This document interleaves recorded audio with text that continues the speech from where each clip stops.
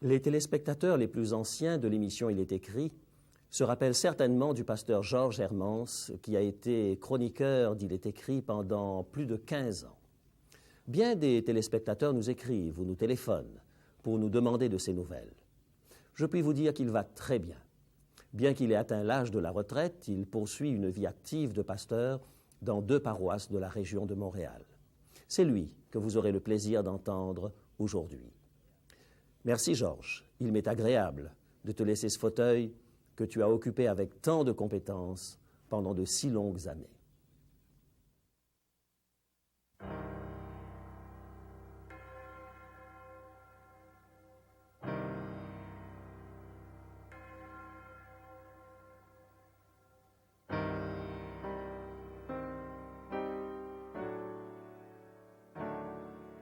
Il est difficile d'imaginer que ceci est le lieu vers lequel nous marchons tous. Quelle fin sans inspiration pour la merveille qu'est la vie. On est seul là. Et il est difficile d'imaginer que nos bien-aimés ne sont plus que des os. Nous avons donc toujours cherché une issue, un passage secret au-delà de la mort. Il semble que récemment nous avons trouvé un moyen d'en sortir, une fenêtre vers l'autre monde. Y a-t-il une réponse à ce que les gens nous racontent sur leurs expériences de proches de la mort?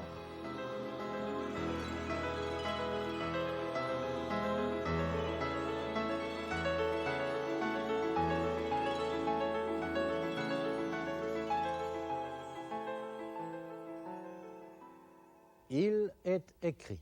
Je suis Georges Hermance. Il est écrit présente comme réponse à tous vos besoins les plus profonds le Christ vivant. Notre sujet aujourd'hui, proche de la mort, proche de la vie. Un jour, à Kansas City, Kimberly Sharp s'est évanouie dans le parking d'un bureau de véhicules automobiles.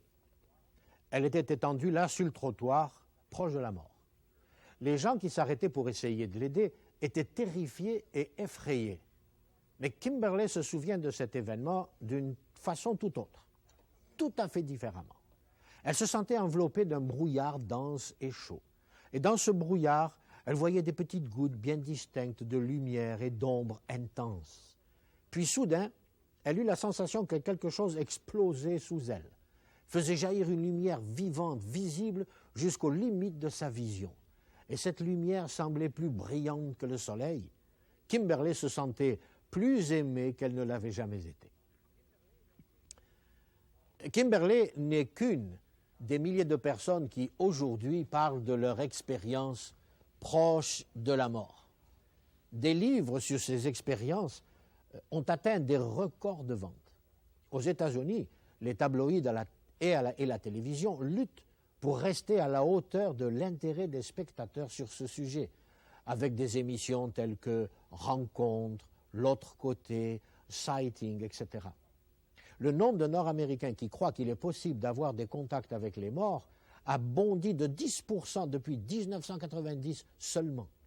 Les sondages indiquent que quelques 8 millions d'individus aux États-Unis ont eu des expériences de ce genre. Qu'allons-nous faire de tout cela? Ces EPM, expériences de presque mort, nous donnent-elles vraiment une image de la vie après la mort? Est-ce la façon adoptée par Dieu de nous donner un aperçu du ciel? Ou alors est-ce que quelque chose de tout à fait différent est en cours? Quelque chose s'est passé qui peut nous aider à mieux comprendre ce phénomène des expériences proches de la mort.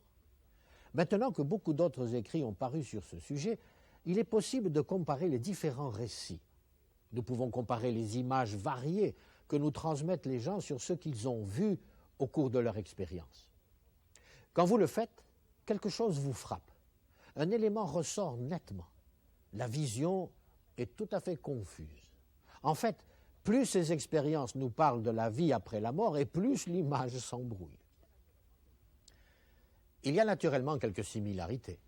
Les gens disent flotter hors de leur corps, avancer dans un tunnel, être attirés par une lumière brillante.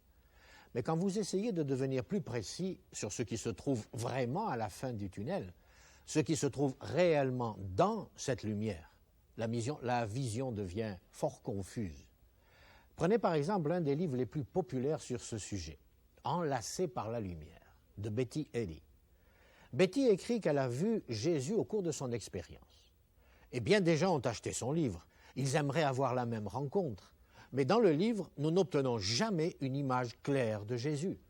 Il est un être de lumière relativement bienveillant. Betty ne peut dire quand sa lumière à elle cesse et que celle de Jésus commence. Les enseignements que Betty reçoit de cet être sont encore plus brumeux. Ils ne ressemblent en rien, en quoi que ce soit, avec ce qui se trouve dans la Bible. Cette femme a prétendument appris que les humains ne sont pas des créatures pécheresses par nature et qu'il n'y a pas de tragédie réelle en ce monde. Ce n'est qu'apparence. Betty fut informée que ceux qui sont morts lors de l'Holocauste avaient choisi leur sort avant leur naissance. Et cette révélation était supposée aider à résoudre le problème du mal. Mais pourquoi quelqu'un choisirait-il de mourir dans une chambre à gaz, dans un camp de concentration nazi? Betty maintient aussi qu'elle était un esprit avant de naître et qu'elle aida à la création du monde. Cela est en accord avec les croyances de Betty, qui est membre de l'Église des Mormons, mais cadre fort peu avec l'enseignement du Christ dans le Nouveau Testament. Voici une autre raison pour laquelle l'image donnée par ces expériences après ou proche de la mort est confuse. Un homme du nom de Joe décrit un voyage étrange qu'il fit alors qu'il était étendu dans son lit. Cela a commencé par une sensation de picotement aux orteils. Puis ce picotement se mit à remonter le long de son corps, un peu comme une armée d'insectes, pour finir par se concentrer dans sa tête. Bientôt, Joe eut l'impression de tomber dans un tunnel gris et brumeux. Brusquement, Joe se sentit enlacé comme une fusée, ou plutôt lancé comme une fusée à travers le plafond, et se retrouva flottant dans un espace statique brumeux et plein de crépitements. Comme il s'était trouvé sur un canal vide, par exemple, dans la télévision. Joe avait tellement peur qu'il ne pouvait pas même crier. Finalement, il s'échappa et se trouva assis sur son lit, le front en sueur, les yeux grands ouverts. Les gens diront que ceci est typique d'une expérience hors du corps, typique d'une expérience proche de la mort. C'est l'image d'un individu qui avance vers la vie après la mort. Il n'y a qu'un problème. Joe n'était en aucun cas proche de la mort quand il fit cette expérience. Il était simplement allongé sur son lit chez lui. Il était en parfaite santé. Il n'était certainement pas en route vers le ciel. Est-ce que vous voyez où l'image devient confuse? Ceux qui rapportent ce qu'ils appellent un voyage astral et ceux qui parlent d'expériences proches de la mort disent sensiblement la même chose. Il devient de plus en plus évident que tout cela provient de la même source, l'imagination humaine. Nous pouvons par exemple comparer comment les gens décrivent les expériences près de la mort aujourd'hui avec des témoignages de ce même genre d'expérience datant du Moyen Âge. Oui, dans les siècles passés, les gens avaient des expériences de ce genre et certains ont laissé un rapport sur ce qu'ils ont vu. Une histoire médiévale typique concerne un fermier anglais du nom de Turkill. Il s'est buté à la mort en 1206. Et qu'a-t-il vu? Un corridor terrifiant, tout enflammé, et un lac salé gelé. Et ce n'est que le début. Plus il avance, plus les scènes sont infernales. Les visions de ces expériences au Moyen Âge ont plusieurs éléments communs. Une scène terrifiante du jugement, des démons qui descendent en flottant, des victimes entraînées de force vers l'enfer dans des rivières de feu. Selon une étude de l'université Harvard, cette expérience proche de la mort d'un dieu en colère et des feux de l'enfer au temps du Moyen Âge contraste avec le brave gars dans le ciel que les gens semblent rencontrer aujourd'hui. Ces rencontres contemporaines avec cet être de lumière peuvent être résumées en une phrase. Ne vous faites pas de soucis, soyez heureux. Pourquoi une différence aussi marquante entre les expériences proches de la mort aujourd'hui et celles du passé? On peut dire en toute sécurité que Dieu n'a pas, au cours des années, souffert d'un changement de personnalité. Et nous pouvons aussi affirmer que la vie après la mort est demeurée la même. Qu'est-ce qui a changé alors? La conception populaire de ce que Dieu est. Notre image mentale de Dieu a changé. Et c'est ce qui se perçoit dans ces expériences. C'est ce que nous imaginons que la vie après la mort et Dieu sont. Bien des personnes ont une masse d'idées confuses sur Dieu et la vie dans l'au-delà. Aussi, ce qu'ils voient lors de ces moments proches de la mort est donc confus. J'aimerais aller avec vous en un lieu particulier, en un moment particulier, alors que l'image n'était pas confuse du tout.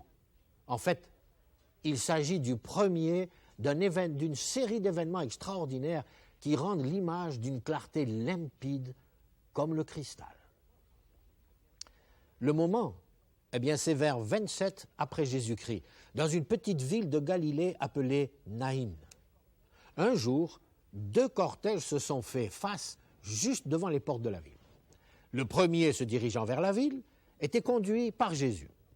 Ceux qui suivaient Jésus se sentaient d'humeur joyeuse. Certains étaient encore paralysés quelques jours auparavant, mais maintenant ils sautaient de joie. D'autres avaient été aveugles. Maintenant ils pouvaient contempler les champs de blé de la Galilée. Certains avaient été possédés par des démons, d'autres avaient été piégés dans de graves péchés, mais tous avaient été guéris et pardonnés.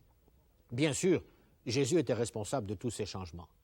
Son cortège était vivant et un témoignage éloquent de son pouvoir en tant que Messie. Il était évident qu'il confirmait ses prétentions. Mais voilà que le groupe de Jésus se heurte à un cortège tout différent qui lui sort de la ville. Des gémissements et des pleurs jaillissent de la foule. Tout le monde a un long visage et parfois des vêtements déchirés, jetant en l'air de la poussière. C'est un cortège funéraire. Une veuve a perdu son seul fils. C'est tragique. La moitié de la ville est sortie pour partager son deuil. Mais quelque chose arrive quand ces 2 cortèges se rencontrent, juste devant les portes de la ville. Jésus arrête les funérailles. Il s'approche de cette maman en larmes et lui dit quelque chose qui n'a aucun sens. Ne pleure pas. Ne pas pleurer. Cette pauvre femme a toutes les raisons du monde de pleurer. Et les citoyens de Naïn travaillaient fort à amplifier sa douleur. Mais Jésus s'avance vers le cercueil ouvert et le touche. Les porteurs restent immobiles. Et Jésus parle au cadavre. « Jeune homme, je te le dis, lève-toi. » Il dit ça comme s'il s'agissait d'une chose normale, comme si vous ou moi nous demandions un verre d'eau. Et que fait le cadavre? Il s'assoit et commence à parler. Puis Jésus conduit le jeune homme vers sa maman, totalement abasourdi. Vous pouvez lire cette histoire dans l'évangile de Luc au chapitre 7. Et que s'est-il passé dans cet après-midi mémorable, juste hors de la ville de Naïn? Puis-je suggérer qu'il s'agit de la vision de Jésus, que Jésus a de la vie après la mort? Il nous montrait un moyen d'échapper à l'irrévocabilité de la mort. Il n'y a aucun brouillard gris, il n'y a pas de long tunnel, il n'y a pas de flottement quelque part hors du corps, il n'y a pas d'implication de l'imagination humaine ni d'une vague brillance. Que voyons-nous dans l'image présentée par Jésus?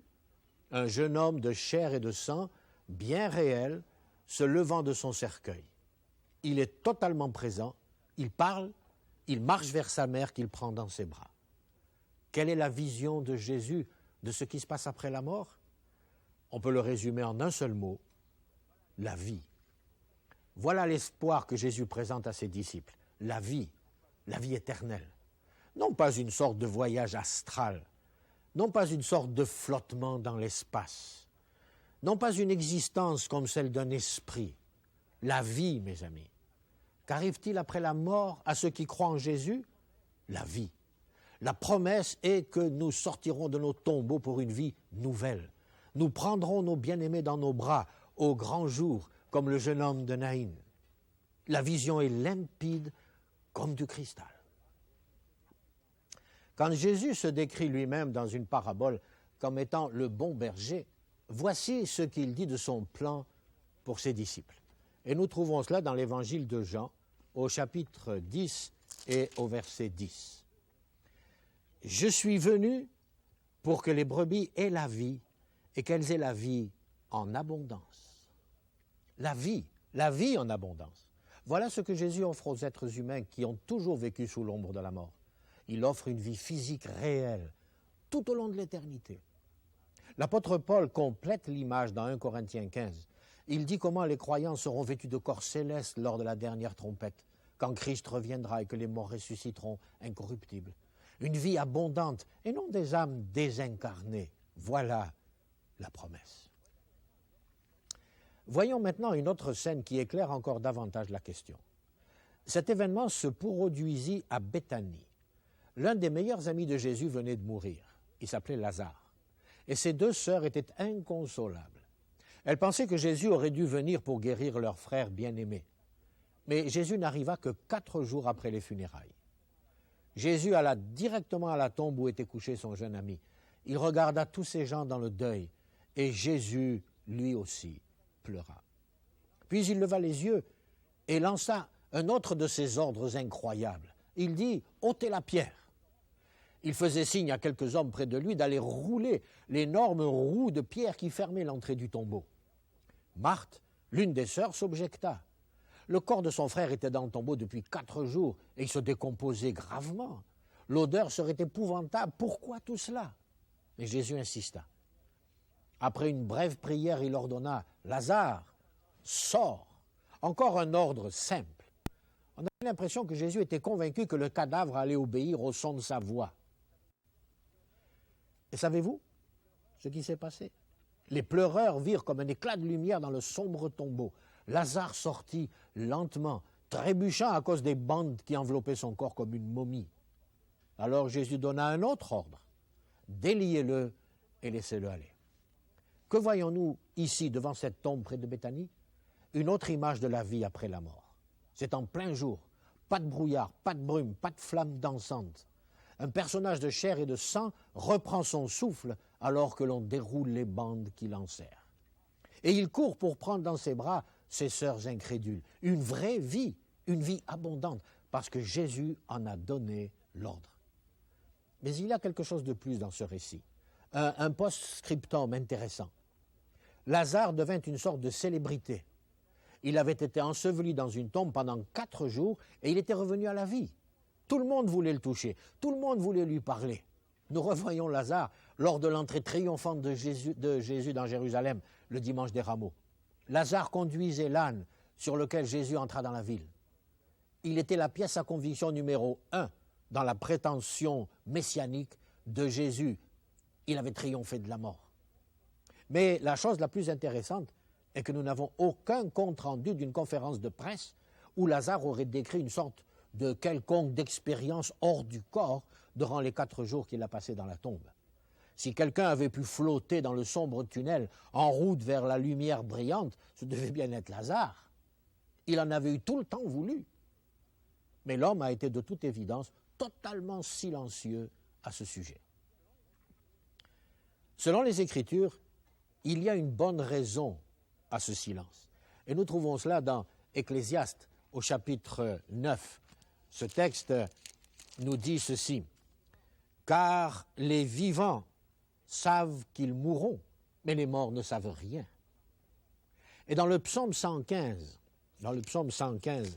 nous lisons cet autre passage. C'est là que nous apprenons que ce ne sont pas les morts qui célèbrent l'Éternel. Ce n'est aucun de ceux qui descendent dans le lieu du silence.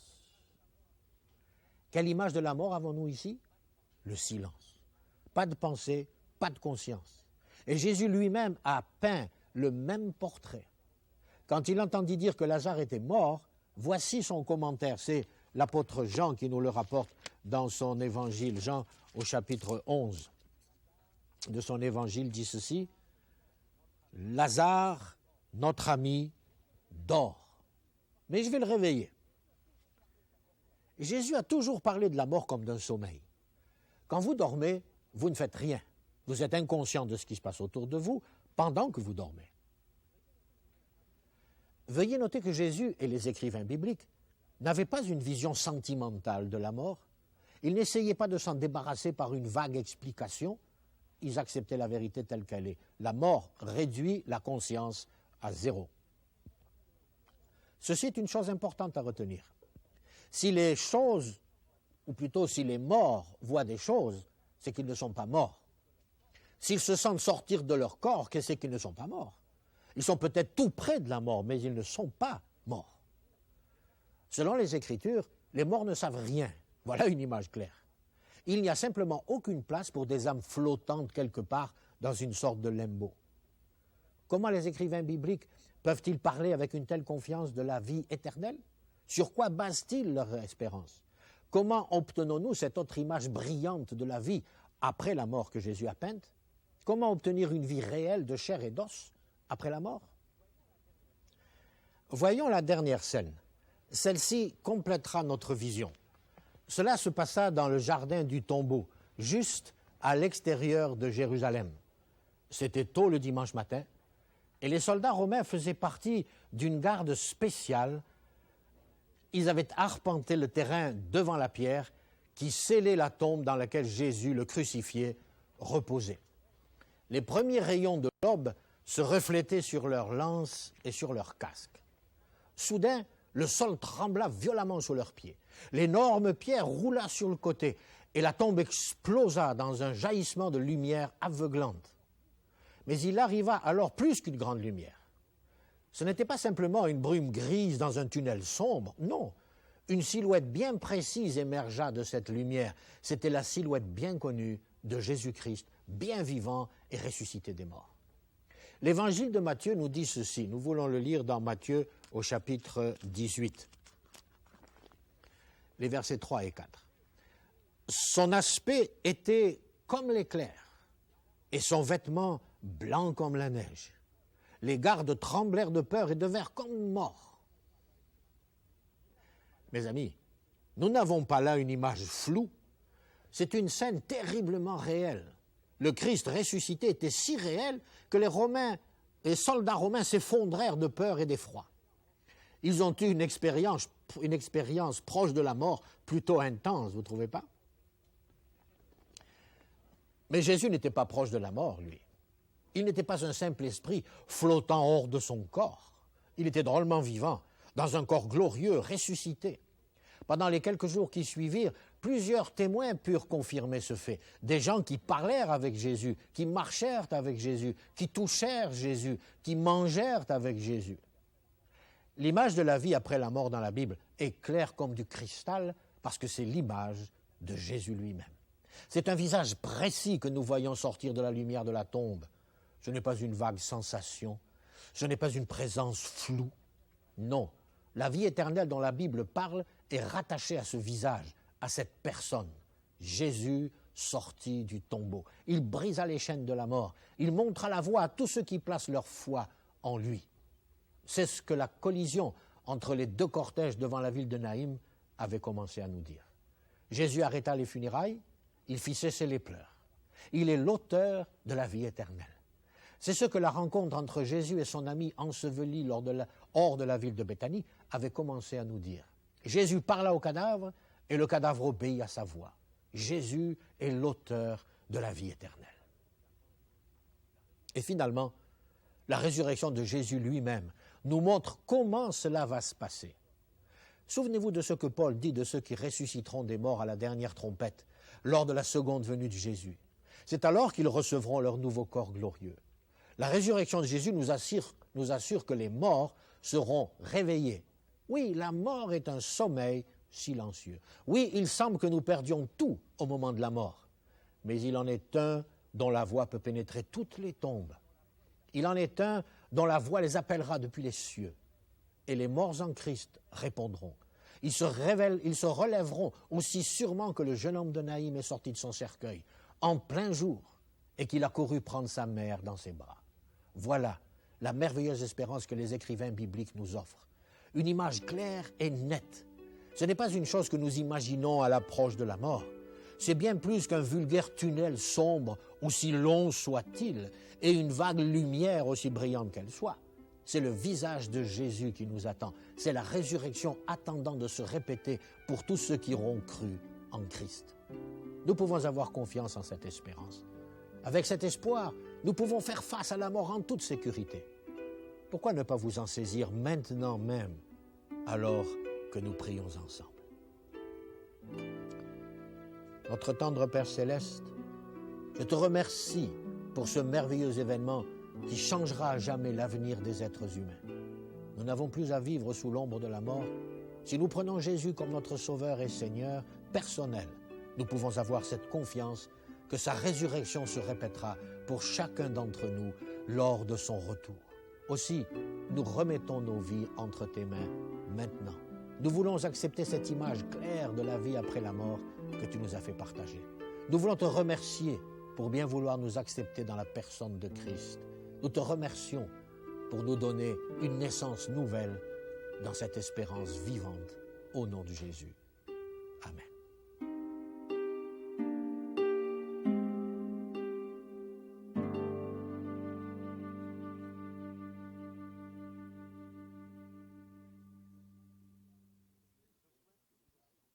Je souhaite que vous aussi vous trouviez le bon point de départ dans votre vie aujourd'hui.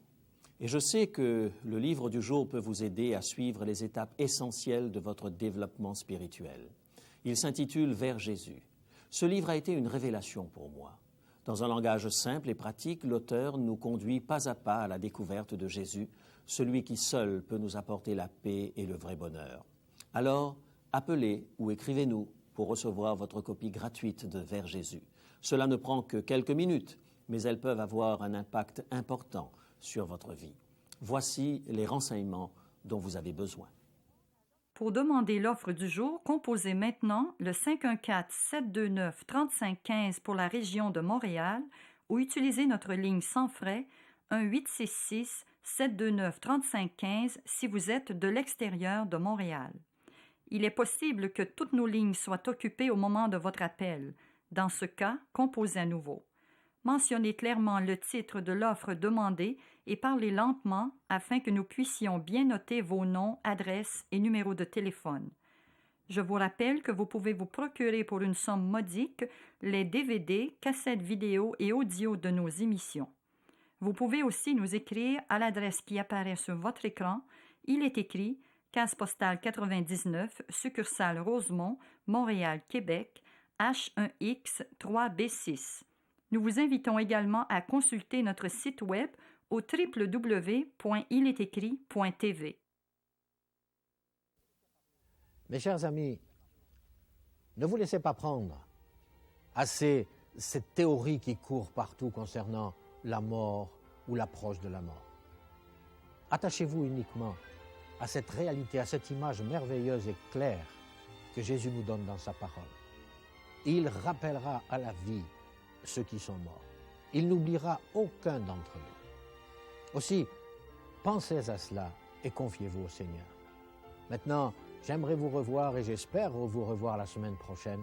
Mais en attendant, souvenez-vous, il est écrit « L'homme ne vivra pas de pain seulement, mais de toute parole qui sort de la bouche de Dieu. »